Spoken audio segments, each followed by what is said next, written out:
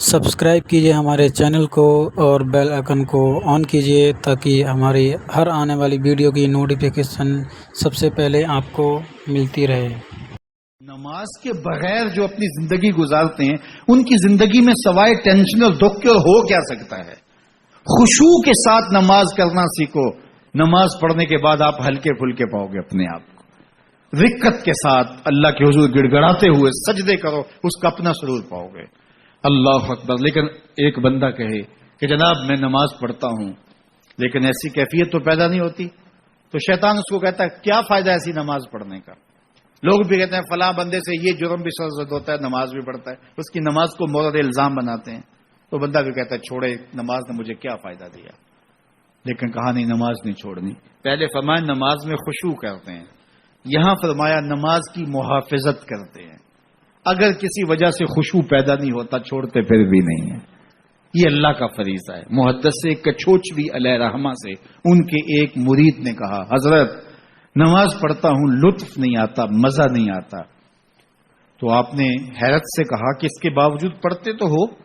کہا جی وہ تو اللہ کا حکم ہے، وہ تو پڑھتا ہوں۔ تو محدث کچھوچوی علیہ رحمہ جھومنے لگے، کہا واہ واہ، تم لطف کے بندے نہیں اللہ کے بندے ہو، تمہیں سرور نہیں آتا پھر بھی پڑھتے ہو، اس کا مطلب ہے تم سرور کے لیے، مزے کے لیے، لطف کے لیے نہیں پڑھتے، تم تو اللہ کے لیے پڑھتے ہو۔ اللہ اکبر۔ تو بندہ سرور نہیں بھی آ رہا پھر بھی اپنے آپ کو کھینچ کے لا رہا ہے مسجد کے اندر، خیال تنگ کر رہے ہیں پھر بھی مصلی پہ اپنے آپ کو کھڑا کر رہا ہے۔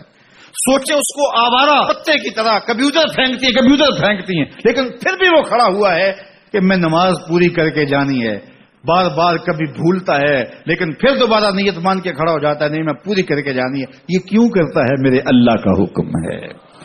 تو خشوع کی وہ کیفیت نہ بھی ہو تو کہا محافظت پھر بھی کرتے ہیں، یہ خوش نصیب لوگ ہیں۔ اولئک هم الوارثون، یہ لوگ وارث ہیں، یہ لوگ جن میں یہ خوبی ہیں یہ وارث ہیں۔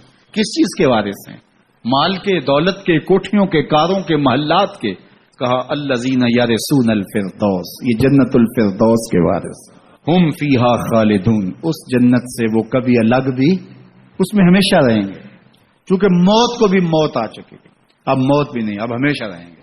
اللہ تعالیٰ فرمائے گا اردیتم، جنتیوں کیا راضی ہو؟ اہل جنت کیا تم راضی ہو؟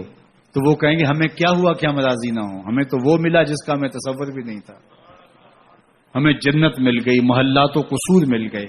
جو سب سے آخر میں جنت میں جائے گا، سب سے آخر میں، جس کو ہماری پنجابی میں پھاڑا کہتے ہیں، سب سے آخر میں، اس کو جنت میں کتنی جگہ ملے گی؟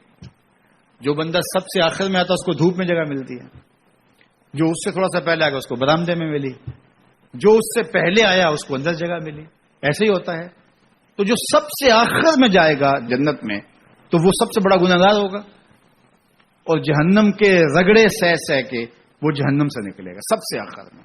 بخاری شریف میں تذکرہ موجود ہے، اللہ کے حضور حاضر ہوگا اور اللہ اس بندے کو کہے گا بتا کیا چاہیے؟ وہ کہے گا مالک مجھے یہ چاہیے۔ اللہ فرمائے گا لکا ما تمنیت، جو تو نے آرزو کی جا سب کچھ میں نے تیری جھولی میں ڈال دیا، اب جنت میں چلا جا۔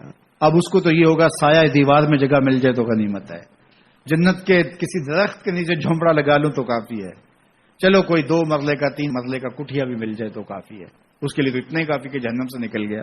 لیکن اس کو کہا جائے گا جا جنت میں چلا جا، اور تیرے لیے جنت میں دنیا سے 10 گنا جگہ ہے، دنیا سے، بخاری کی روایت، 10 گنا جگہ، یہ 7 بر اعظم پہ پھیلا ہوا جہاں، اور اس کو 10 سے ضرب دیں، اتنی جگہ اس کی ہے جو سب سے آخر میں جائے گا۔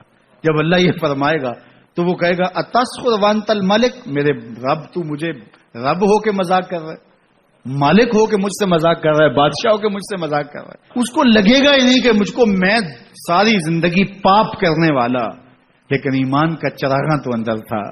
اللہ اکبر۔ آج نکلے گا تو جنت میں سب سے آخر جانے والے شخص کو کتنی جگہ ملے گی؟ دنیا سے 10 گنا جگہ دنیا سے سب سے آخری شخص کو، پھاٹے شخص کو ملے گی۔ پھر بلال حبشی کی جاگیروں کا عالم کیا ہوگا؟ ابو بکر عمر کی جاگیروں کا عالم کیا ہوگا؟ بابا فرید گنج شکر، داتا گنج بخش علی اجویری، شیخ احمد مجدد الفسانی کی جاگیروں کا عالم کیا ہوگا؟